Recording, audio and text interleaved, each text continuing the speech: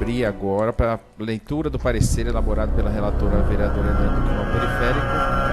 Não, mas a gente vai nesse aqui primeiro, da Elaine do Quilombo Periférico, relativo aos processos 075 e 168, em face da vereadora Juliana Cardoso, que inclusive está presente conosco aqui. Então, aberta aí a leitura de um dos pareceres, vereadora. Boa tarde a todas e todos que estão nos acompanhando. Você quer falar primeiro, Ju, ou eu tenho que ler primeiro? Tá. Eu fiz os dois, juntos. Excelentíssimo senhor Corregedor-Geral, Vossa Excelência indicou-me por meio dos memorandos em referência para, no prazo de 10 dias, manifestar-me sobre a admissibilidade ou não da representação e a esfera de competência de julgamento, tendo em conta a natureza de pena a ser aplicada para os processos autuados com os números 07521 e 16821.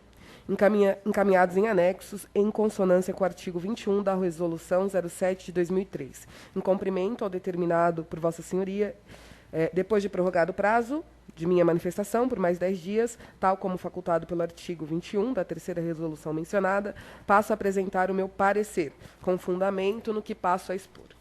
Trata-se de representação apresentada pelo cidadão Lourivaldo Delfino em face da vereadora Juliana Cardoso, pela razão de manifestação da vereadora em reunião ocorrida na Igreja Comunidade Menino de Deus. Alega-se agressão verbal contra o cidadão em questão dessa reunião, bem como relatos de seus problemas pessoais de forma desmedida e sem coesão com a pauta da reunião, que versava sobre a obra do Riacho dos Machados, motivo pelo qual alguns parlamentares foram chamados à reunião para enriquecer o diálogo. Segue-se que outros parlamentares convidados, a saber, o vereador Toninho Véspoli e o deputado estadual Paulo Fiorilo, que participaram ativamente e sinalizaram continuação do contato e encaminhamento das demandas, o que não ocorreu com a nobre vereadora Juliana Cardoso.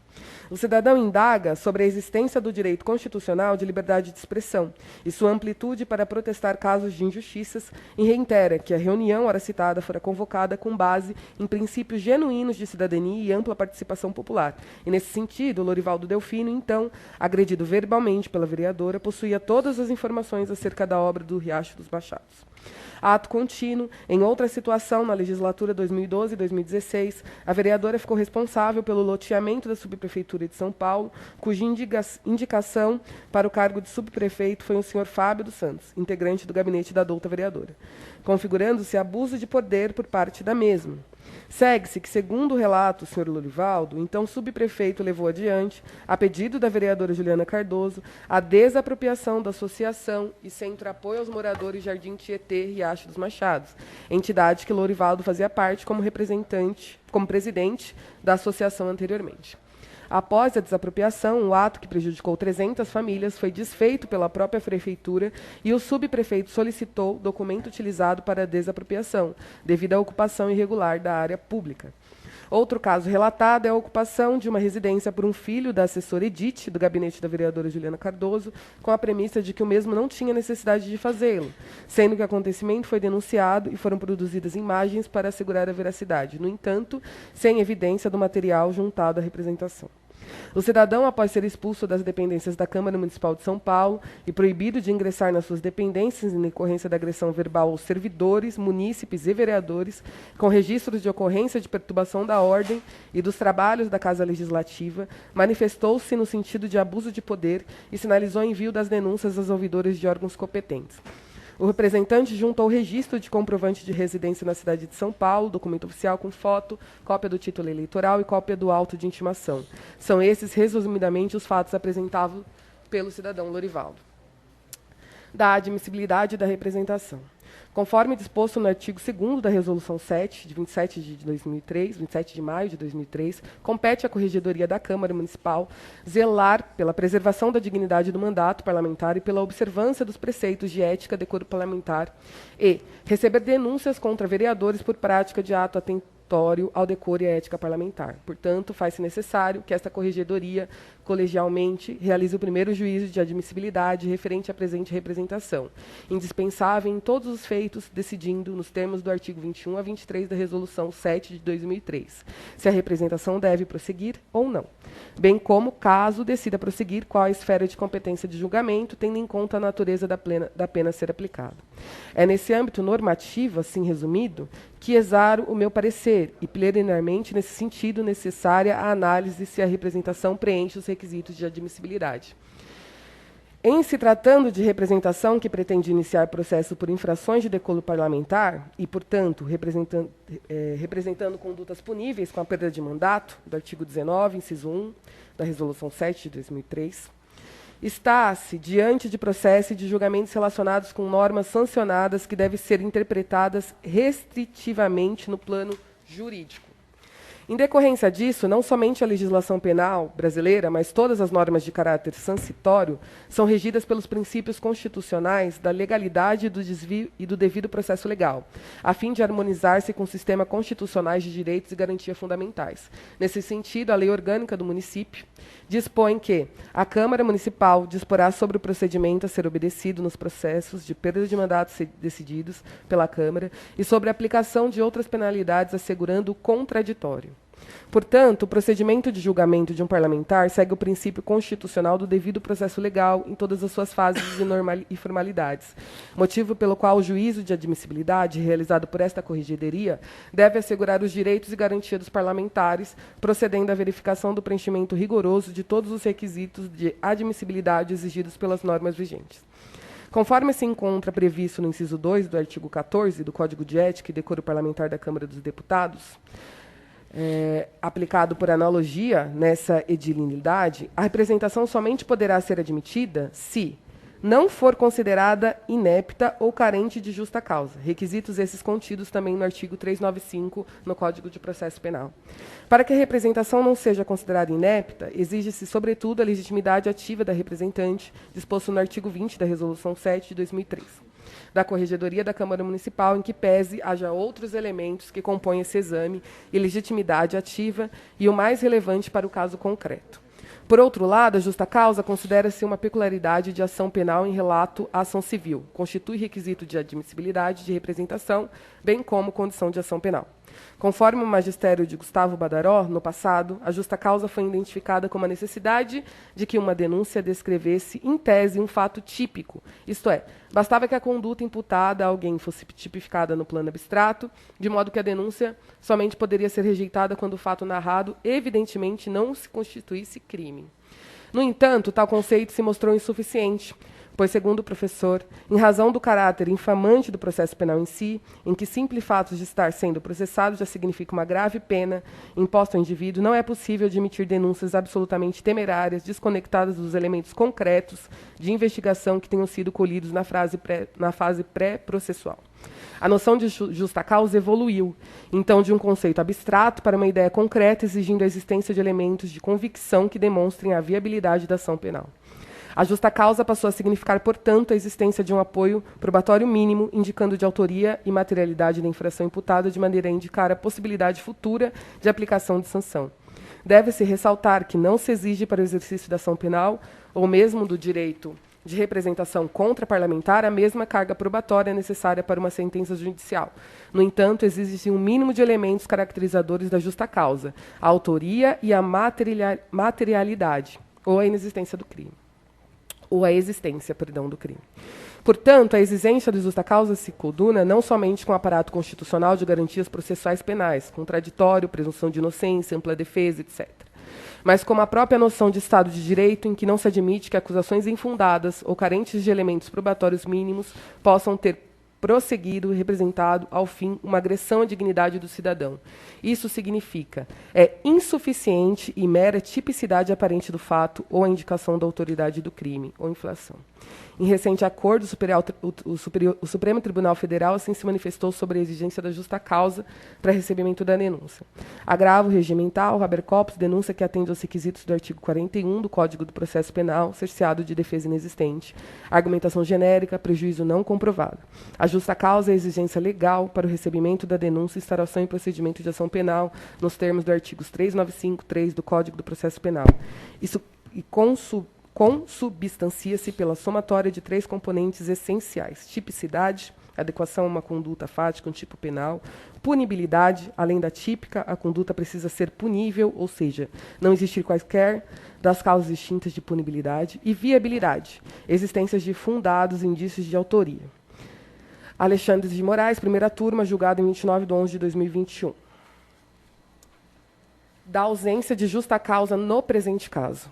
No presente caso, embora apta à representação, não preenche o requisito da justa causa, indispensável à admissibilidade da denúncia. Isso porque alega falta de decoro parlamentar, abuso de poder, falta de representatividade e mal-estar na comunidade Riacho dos Machados, em Jardim Itápolis. Apesar de se constituírem como condutas puníveis, considerando o rol das situações atentórias ao decoro parlamentar, previstas no artigo 12 da Resolução 7 de 2003, não foram suficientemente instruídas a ponto de viabilizar o procedimento da representação. A reunião ocorrida na Igreja Comunidade Menino de Deus, com representantes da comunidade Riacho dos Machados e da comunidade do Tanque, situação em que o denunciante e a vereadora, ora denunciada, participavam de uma discussão coletiva, não fornece elementos suficientes para a demonstração de que as falas da vereadora Juliana Cardoso representaram efetivamente abuso de poder e desrespeito à dignidade e à manifestação do cidadão Lorivaldo Delfino. A possibilidade de ocorrência de divergência de opiniões, inclusive as de caráter político, bem como a exposição de fatos e opiniões que não se mostravam pertinentes naquela situação, não é uma conduta capaz de configurar violação do decoro parlamentar, porque não há, no corpo da representação, documentos que comprovem eventual conteúdo difamatório ou vexatório nas falas reproduzidas pela vereadora Juliana Cardoso, em prejuízo do senhor Lorivaldo Delfino na situação mencionada. É importante ressaltar que não se questiona a importância e a hierarquia do direito fundamental à liberdade de expressão, bem como a sua amplitude de protestar contra a injustiça das mais diversas. No entanto, se tal direito é protegido como cláusula pétrea do ordenamento jurídico brasileiro, também a alegação de sua violação deve ser igualmente levada com seriedade e firmeza quanto da possibilidade de sua ocorrência. Do mesmo modo, a acusação de que as indicações realizadas pela vereadora Juliana Cardoso no tocante aos cargos de subprefeitura de São Mateus foram indicações irregulares ou utilizadas em benefício próprio ou para obter proveito eleitoral não foram acompanhadas de documentos que pudessem sustentar tal alegação. Eventuais apadrinhamentos ou quaisquer outros comportamentos motivados por questões pessoais e prejudiciais ao interesse público podem e devem ser punidas na esfera adequada, mediante devida apuração. A Corregedoria da Câmara Municipal, no entanto, não é a esfera adequada para realizar apurações nessa profundidade e magnitude. De modo que, mesmo que a sua ocorrência na esfera adequada, demandará do denunciante a apresentação de indícios mínimos que possam subsidiar a sua instauração. No tocante ao ato de desapropriação praticado mediante provocação do subprefeito de São Mateus, Fábio dos Santos, não é um ato que deve ter o seu mérito atribuído à vereadora Juliana Cardoso, tampouco servir de base para acusação de eventual perseguição política, uma vez que, além da ausência de indícios que comprovem vício de motivação para a prática do referido ato administrativo, esse não tem relação com as atividades inerentes ao exercício do mandato da vereadora Juliana Cardoso nesta Câmara Municipal. Por fim, não merece prosseguimento a alegação de que o ato que o impediu o cidadão Lorivaldo Delfino de ingressar nas dependências da Câmara Municipal representa abuso de poder por parte daqueles que provocaram a autoridade competente internamente para impedir tal proibição. Isso porque, sendo a soberania e a participação popular algum dos princípios de organização do município de São Paulo e, ainda, a Câmara Municipal, o espaço de participação democrática por excelência, a proibição de ingresso de um cidadão nessa edilidade não se dá por motivos torpes, tampouco decorrentes de perseguição política. Assim, a reiterada ocorrência de ameaças e de perturbações da ordem e dos trabalhos da Casa Legislativa constituíram os verdadeiros motivos a justificar a prática do ato de proibição. Assim, conforme se aludiu anteriormente, a justa causa imposta, legalmente, como condição de admissibilidade de denúncia, o case exige que a alegação esteja instruída com suporte probatório mínimo, relacionados com indícios de autoria. Existe material de uma conduta típica e alguma prova de sua antijuridicidade e culpabilidade, sob a pena de tomar o processo injusto e desnecessário. Conclusão do parecer. Com fundamento no artigo 22 da Resolução 7 de 2003, que dispõe sobre o dever do relator em seu parecer, manifestar-se pela ausência ou pela admissibilidade de representação e submetê-la aos membros da Corregedoria, que, em colegiado, decidirão pelo prosseguimento ou arquivamento do processo disciplinar, concluo meu voto pela não admissão da representação e arquivamento do processo disciplinar na Corregedoria. É meu voto. São Paulo, 3 de fevereiro de 2022. Obrigado, vereadora Elaine. Parabéns pelo relatório. Há de se entender, nós, membros da Corregedoria, temos recebido várias e várias vezes, repetidas vezes, inclusive com repetição no texto, acusações desse cidadão que está no seu direito, está fazendo formalmente da maneira certa, mas infelizmente o que a gente está vendo é que são palavras jogadas ao vento. Eu vou abrir então a discussão, vou suspender a discussão nesse momento. Você quer falar, Nomura? Alguém quer falar dos presentes? Tirando a Juliana, porque na hora que a Juliana falar, eu vou precisar suspender a discussão, porque o artigo 7º nosso, parágrafo 2º, fala que somente será franqueada a palavra no período de discussão aos vereadores que pertencem à Corregedoria. Por isso que eu já falei com a vereadora Juliana, que após a suspensão da discussão, nós vamos franquear a palavra para ela. Alguém quer discutir? Não, Nomura? Está sem o áudio, Nomura. Aí. Só para complementar, Elaine, pelo parecer, eu acho que foi um parecer correto e que merece o nosso apoio. Obrigado. Então, vou suspender a discussão e, nesse momento, vou franquear a palavra à vereadora Juliana Cardoso, que está presente aqui na Corregedoria. Vereadora. Obrigado, presidente. Obrigado, vereadores e vereadoras. Eu fiz questão de subir aqui hoje porque eu queria rapidamente um relato sobre esse cidadão. Eu me elegi em 2018. De lá para cá, sempre foi tarefa, antes de eu ser vereadora ou não, fazer a luta pelo Córrego dos Machados, que ela já passa de mais de 30 anos. Eu era pequena, moradora ali da região, já tinha uma luta muito grande pela relação do Córrego dos Machados. E, claro, ali, como vereadora, recebia a todos e todas que vinham para poder... Inclusive, tinha uma comissão, né, de moradores para poder acompanhar as obras. E esse cidadão sempre estava presente, com o jeito dele. Cada um tem um jeito e a gente, como vereador, como pessoa pública, respeitamos. Ocorre, vereadoras e vereadores, que a partir do ano de 2000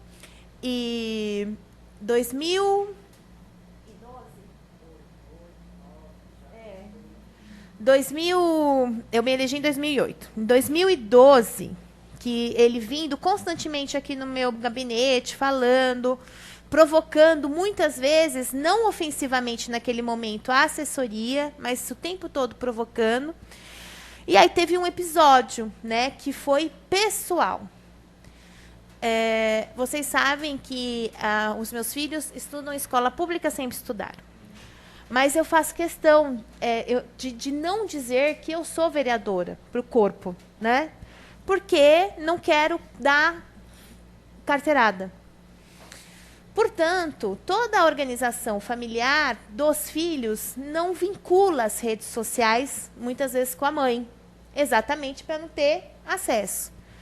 Ele entra na rede social da minha filha, ele começa a dialogar com cada uma das amigas da escola, dizendo que a mãe era corrupta, vagabunda, todas as palavras que vocês possam imaginar com as crianças. A Maria está com 15 agora, mas foi no período que ela estava de 10 a 11 anos.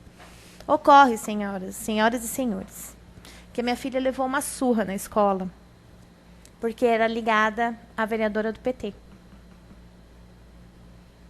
A partir disso, que momento que se fala com um ser desse? Que perde o respeito com a família, ultrapassa qualquer qualquer situação.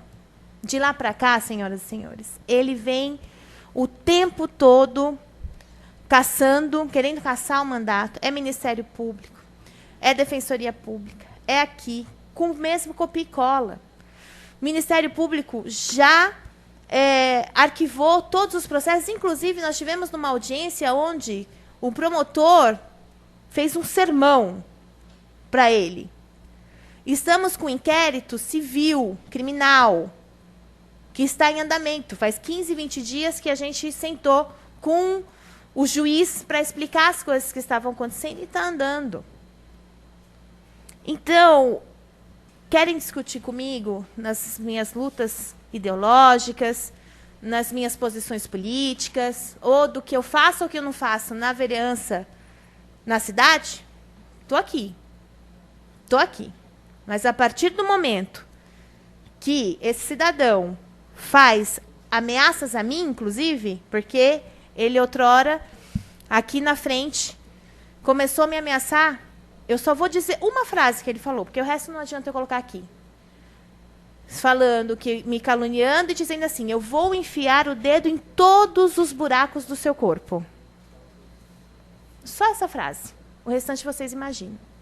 Então, senhoras e senhores, vereadores e vereadoras que estão na corregedoria, obrigada, vereadora Elaine, por não acatar esse absurdo e que a gente possa conseguir fazer aqui na casa e ações da corregedoria que não percam tempo de vossas excelências.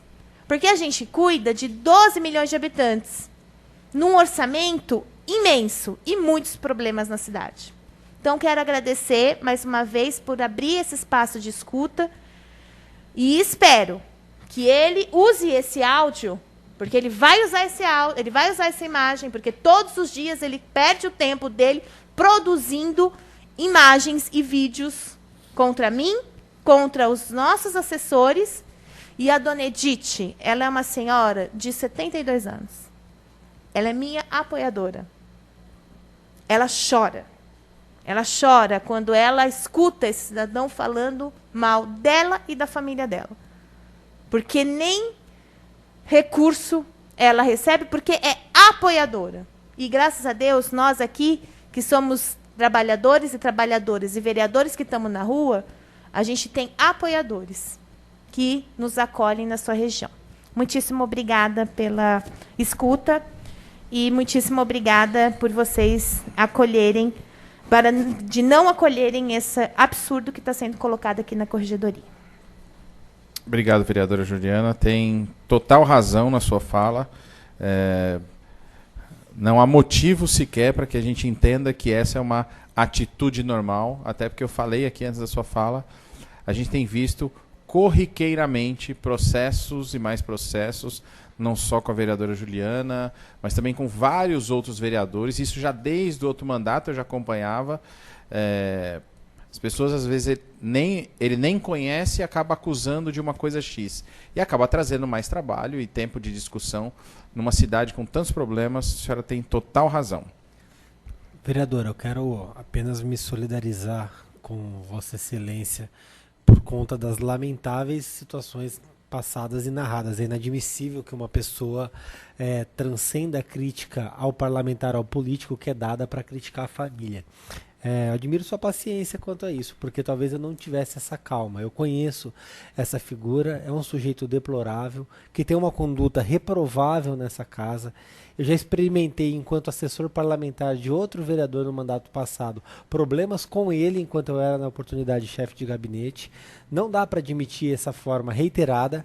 Eu já fui vítima também de ataques dele à época, então me solidarizo. E aí eu quero lamentar, senhor presidente, eu sei que é da prerrogativa e é da função, não estou criticando, mas eu considero, inclusive, um desperdício do tempo da corregedoria. Temos que parar para analisar conteúdos vindos desse sujeito. É lamentável que isso esteja acontecendo. Eu acho que é um desperdício dos profissionais da casa, é um desperdício do tempo desses vereadores. A própria luz é cara para analisar algo feito por uma pessoa dessa estirpe. Dinheiro público jogado fora por alguém claramente mal intencionado. Pela ordem, presidente. Muito rapidamente, porque eu já fiz o relatório, queria só dizer que, reafirmar o que está no relatório, que é muito importante que seja dito isso, né? Que não há não há elemento nenhum que justifique as acusações que são feitas contra ele. Ele não consegue juntar nenhuma prova contra a vereadora Juliana Cardoso. Mas eu queria principalmente me solidarizar. Eu sou mãe, conheço a filha da Juliana, Juliana conhece minha filha. Minha filha também, desde a creche, estuda em escola pública na periferia de São Paulo.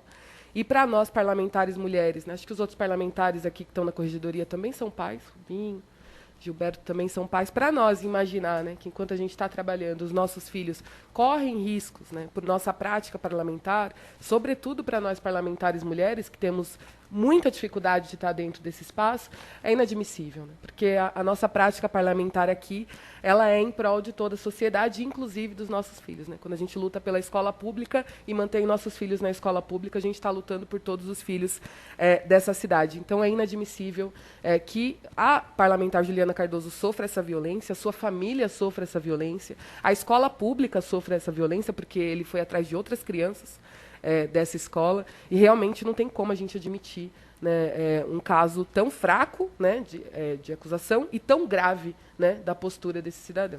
Isso, obrigada. Obrigado. Mais alguém? Nomura, quer usar a palavra? Microfone aí, Nomura.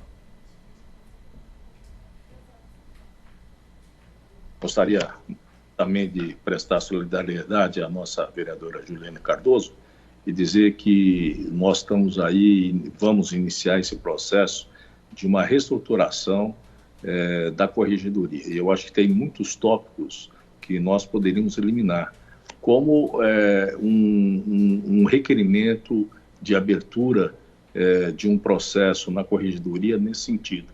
Essas coisas, vamos dizer, já de plano, a própria Procuradoria já poderia apresentar um parecer e a gente poderia voltar o mais rápido possível, eliminando todo esse processo burocrático que a gente tem. Então, essa é a minha alternativa, solidarizar novamente com a vereadora Juliana Cardoso e dizer que nós estaremos votando contrário à apresentação desse requerimento e a favor do parecer da vereadora Elaine.